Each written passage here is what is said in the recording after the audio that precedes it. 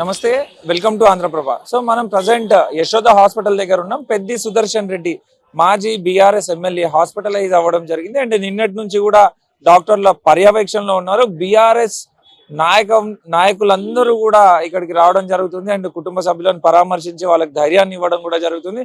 And ఇప్పటికీ కూడా తను వైద్యుల పర్యవేక్షణలో ఉంటూ అండ్ ఐసీయూలోనే కూడా ఉన్న పరిస్థితి కూడా మనకు తెలుస్తుంది. అండ్ తన హెల్త్ బులెటిన్ విషయానికి వస్తే గుండె పరిస్థితి అంటే గుండె మంచిగానే పనిచేస్తుంది అండ్ మెదడు పనితీరు కూడా బాగానే ఉంది. కానీ మెదడుకి అందాల్సిన ఆక్సిజన్ కరెక్ట్ గా అందడం లేదు అండ్ బ్లడ్ కూడా గడ్డగట్టడం జరిగింది. దాన్ని తొలగించే ప్రయత్నం చేస్తున్నాం అని చెప్పేసి కూడా డాక్టర్లు చెప్తున్న పరిస్థితి.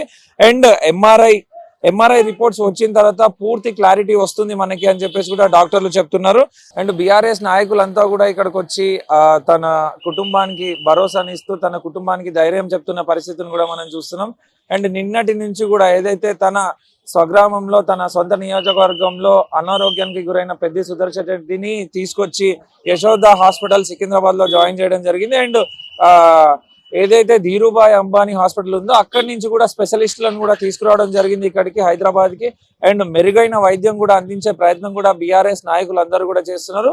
ఇటీవల కేటీఆర్ గాని హరీష్ రావు గాని అండ్ మల్లారెడ్డి వీళ్ళందరూ కూడా వచ్చి తన హెల్త్ బులెటిన్ ని అండ్ తన ఆరోగ్య పరిస్థితిని కనుక్కున్న పరిస్థితి కూడా మనం చూస్తున్నాం. అండ్ ఏది ఏమైనా పెద్ది సుదర్శన్ రెడ్డి ఆరోగ్యంగా బయటికి రావాలి అని చెప్పేసి కూడా వాళ్ళ నియోజకవర్గ నాయకులందరూ కూడా మాట్లాడుతున్న పరిస్థితి. అండ్ ఇక్కడ చూసుకుంటే దాదాపు నిన్న తనతో పాటు ఏదైతే అంబులెన్స్ వచ్చిందో వాళ్ళ సొంత నియోజకవర్గం నుంచి నర్సంపేట నియోజకవర్గం నుంచి అక్కడి నుంచి వచ్చిన కార్యకర్తలు వీళ్ళంతా దాదాపు 200 మంది అంబులెన్స్ తో పాటుగా ఇక్కడికి వచ్చి వాళ్ళ నాయకుడి ఆరోగ్య పరిస్థితి ఎట్లా ఉందా స్వయంగా చూడాలి అని చెప్పేసి ఇక్కడికి వచ్చి ఇక్కడే నించొని వేచి చూస్తున్న పరిస్థితిని కూడా మనం చూడవచ్చు. ఏదైతే పెద్ది సుదర్శన్ రెడ్డి ఉన్నాడో తనకి ఎటువంటి అలవాట్లు లేవు, ఎటువంటి దురలవాట్లు లేవు. స్మోకింగ్ కానీ లేదా డ్రింకింగ్ కానీ అండ్ మాంసాహారాన్ని కూడా తను తీసుకోడు, కనీసం గుడ్డు కూడా తను తినడు, పూర్తిగా శాకాహారి మా అన్న అని చెప్పేసి కూడా వాళ్ళ ఆవేదన వ్యక్తం చేస్తున్నారు.